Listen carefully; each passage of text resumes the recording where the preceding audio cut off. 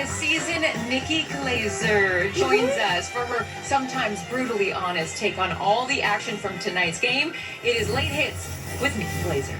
Thank you, Carissa. It is great to be back with this A-plus team to talk about two B-plus teams. We're here in Los Angeles, and Christmas is in the air. Or actually, I think that's just the ashes from the fires in Malibu, but it's still festive. LA, it's known as the City of Angels, despite no one living here being a good enough person to get into heaven. Of course, I'm kidding, because I'm hosting the Golden Globes in 2 weeks, and until then, I have to pretend to love this city. And I do. LA, it is a great city with zero problems. I don't even know what homeless pee smells like. Tonight was Denver versus LA, Bo Nix versus Botox, and both teams valiantly fought for the ultimate prize in football, the chance to eventually get obliterated by the Chiefs. That's what I'm talking about. The Broncos offense started off hot with passes to guys named Nate Atkins, Blake Watson, and Michael Burton. The Broncos are the only team in the NFL where having names on jerseys doesn't really help. This team has fewer stars than an Amazon Prime original series. But I have to say, with the fantasy playoffs in full swing, it is nice of the Broncos to give fantasy players a night off from paying attention. But like their stupid rally cry, the Chargers actually decided to bolt up with masterful drives led by Justin Herbert, a quiet man, which I guess is why he lets his mustache do the talking. He looks like he'd star in a Hallmark Christmas movie called Holidazed and Confused. You know what I love about these elves, man? I get taller and they stay the same height.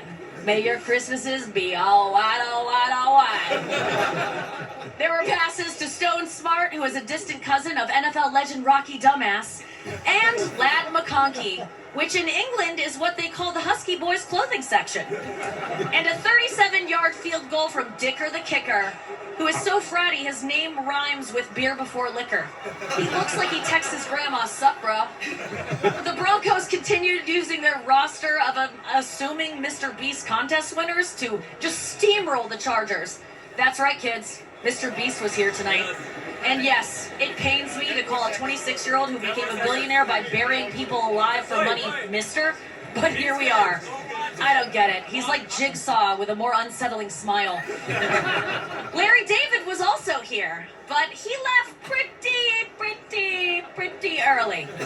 Mr. Beast fans, ask your dad why that's funny. Tonight was supposed to be a defensive showdown, which is what I call a conversation with my mom, but it turned into an offensive matchup, like Bill Belichick and his girlfriend. I know I'm offended. He was 48 when she was born. The first half ended with this historic moment. The first fair catch free kick field goal in NFL since 1976. Now, to give some context to how long it has been since this last happened, this is what Al Michaels looked like in 1976. Black don't crack. That kick was one for the books. And that book is called Things I'll Forget Tomorrow, probably. After everyone caught their breath from that riveting free kick, the second half began.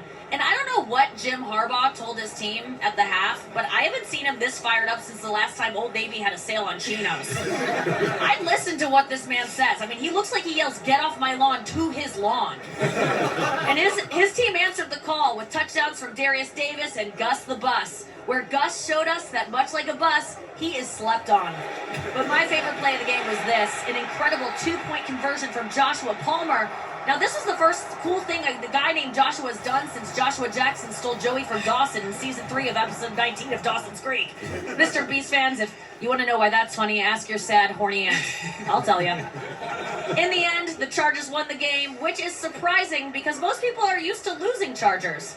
I'm Nikki Glaser, and those are my late hits. Al Michaels' favorite person on this whole show, by the way, is you. I love him. He loves you so much, and we all do.